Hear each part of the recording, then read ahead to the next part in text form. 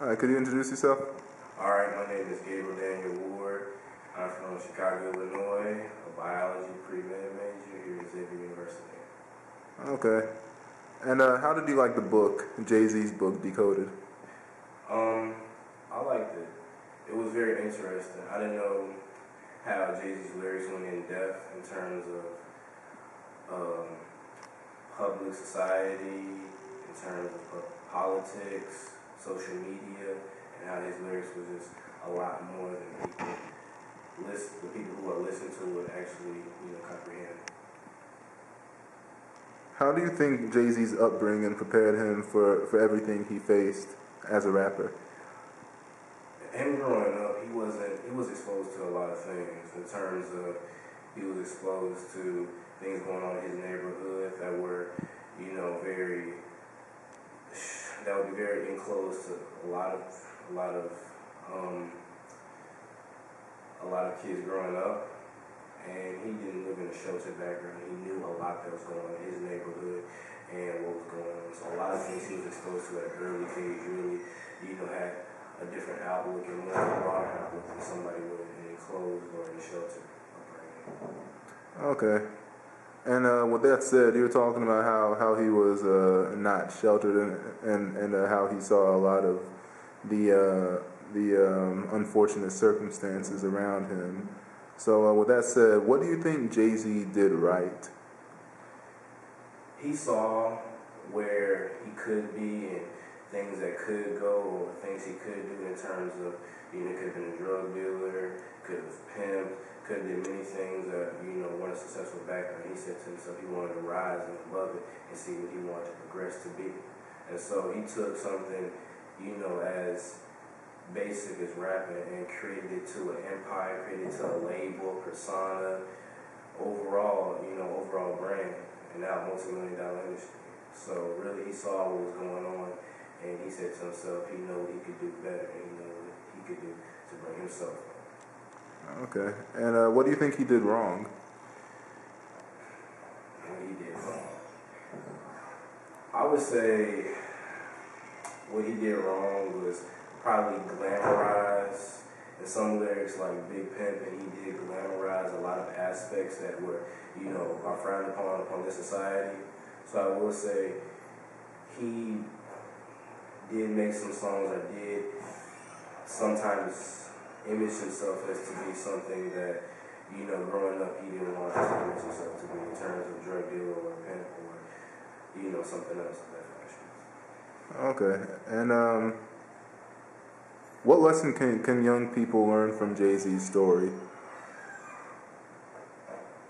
I believe people can learn from Jay-Z's story that no matter what circumstance you're in, or no matter, where your life may be at now, you can always change into something that you want to be. It's never too late to go for your dreams. It's never too early, or, everything is possible. With a plan and work, anything is possible. Okay. So, did you learn anything about Jay-Z that surprised you? I'm a pretty heavy Jay-Z fan, so a lot of things I knew about it already.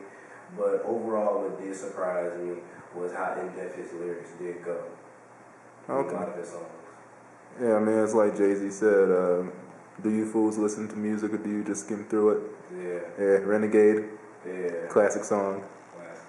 Yeah, but it's not my interview, it's yours. Actually, with that said, what is your favorite Jay-Z song? I would say my favorite Jay-Z song would be off a Reasonable Doubt album, Dead Presidents. Me too, man.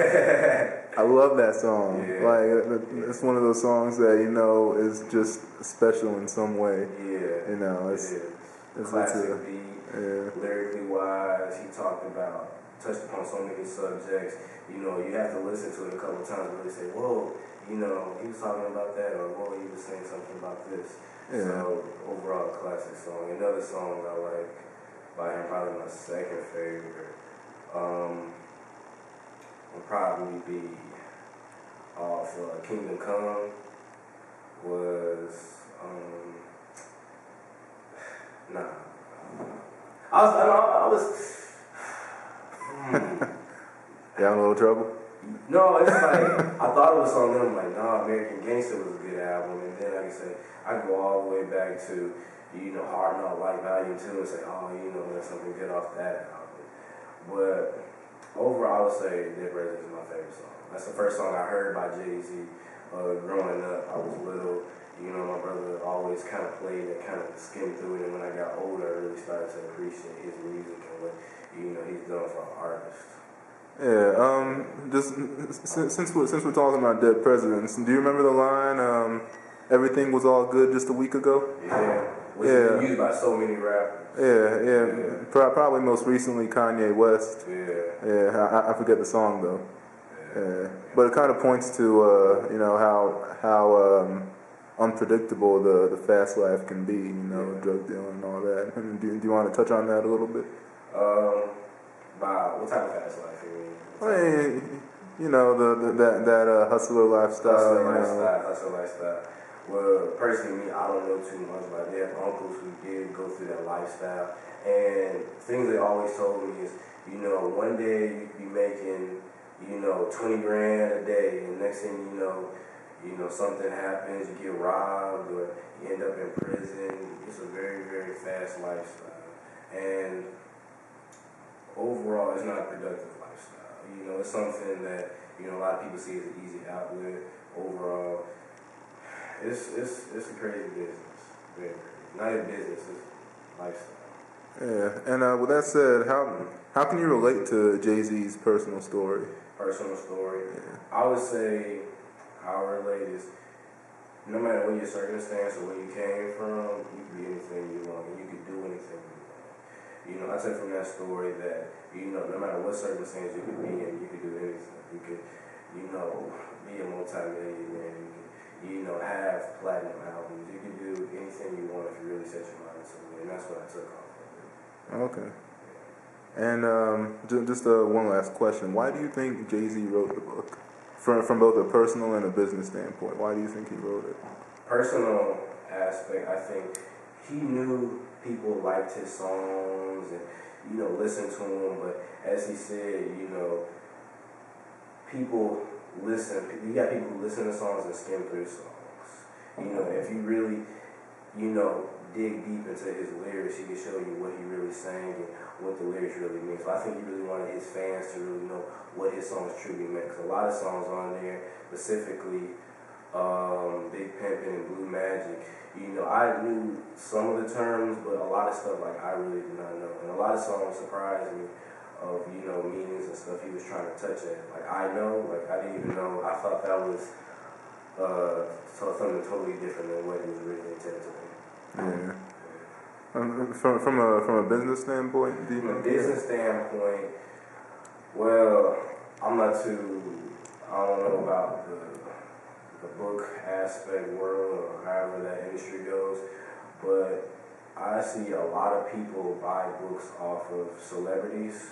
So I think it's him as a celebrity. He say, if I would have wrote a book about a certain subject, people will listen to it, people will read it. If it's given a piece of me that I haven't given to the world yet. So from a business standpoint, he saw it as profitable people. Him touching to another base of fans that he didn't touch in his music. That's what I saw it as. Okay. And that was the last question. I thank you for providing the service to St. Michael Hall, and you have represented us well today. All right, thank you very much. No problem.